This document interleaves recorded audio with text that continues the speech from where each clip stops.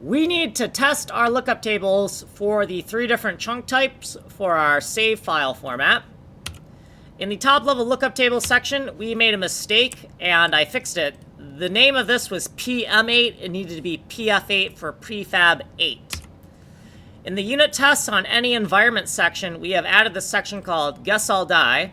And inside of this section, we've declared a few variables here. Basically, all of the different chunk types, the generic C49 chunk type, the L16 for level pack data, PF8 for prefab, and T25 for thumbnail.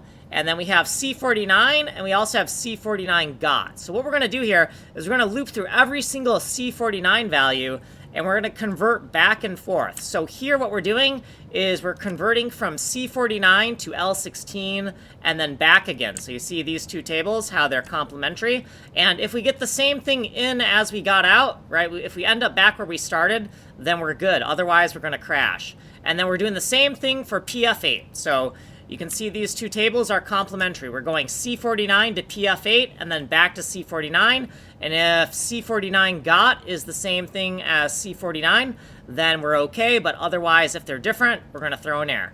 Then same thing here for T25, okay? We're going to go C49 to T25 and then T25 to C49, right? So back and forth.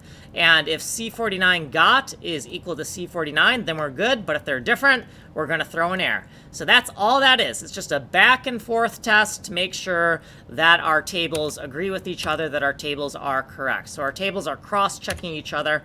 Here's what we did previously. Here's some footnotes and some footnotes and some footnotes and some more footnotes. And here's what we did in this video. So like, subscribe, send money in the mail. And if you want a longer explanation, you can go here. You are on the advanced playlist. You can also go to the technical demo playlist here. Get the source code here. Email me here. Like and subscribe. I'm Kanji Coder. I'm working on Atomic Ivy MMO.